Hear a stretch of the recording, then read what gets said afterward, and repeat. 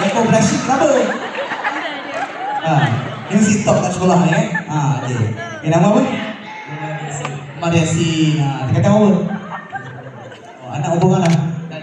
Okay. Baik, habis dia tadi ni nak jadi apa? Tanya orang pula. Cita-cita awak jadi apa? Nak jadi doktor. Oh, nak jadi doktor. Kata kau, bukan senang ke nak jadi lelaki sekarang yang pemalu macam tu. Nak jadi doktor. Kan? Kalau tanya lagi, tak nak lah. Malu, malu tak apa, jangan lembut tau. Lagi. Okey. Tapi dia tak lembut, okey tu. Okey ya. Dia kalau lembut dia tak nak lah, benci. Dia kata tu. Nasib baik ya.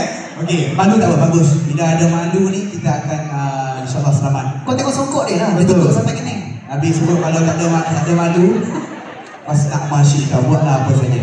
Sebabkan hari ni masalah jadi sebabnya kita tak ada lagi sifat malu kan. Okey, kita kata orang 5 InsyaAllah baik, kita ada Wan Yasin dan ni cikgunya. Siapa nama? Husin Bashir. Oh, cikgu Husin Husin Bashir. Cikgu asal mana? Kedah awak tak abang tadi apa? Ya. Oh, saya orang kampung. Kedah tahu lah. Kita kat Lostak. Ustaz, Palahan Komputer.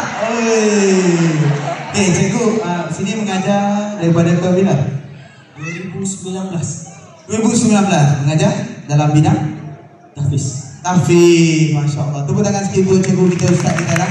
Barakallahu fiikum. Semoga melahirkan yang hebat yang masih sehat. Ustaz, baik, kumpulan, nama kumpulan, nama kumpulan dan lagu.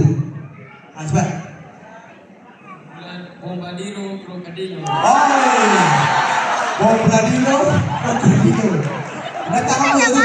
Saya tahu tunggu sahur. Aku tahu. Yang ni mesti balerina kau bocil. Tak payah. Apa dia sini nak sebut bayar lah? Apa dia? Dah ada maksudnya terbaik pasal awak. Kat sini Bombardiro Crocodilo tu apa? Gabungan apa? Pengetua mesti tak tahu kan? Pelik-pelik. Itu semua AI. Saya cerita dengan mak ayah kan, kalau anak-anak sebut pelik-pelik tu bukan dia menurun buat anak aku nak menurun, nak masuk apa saka, bukan. Dia tengah baca apa nama kat YouTube tu, brain apa?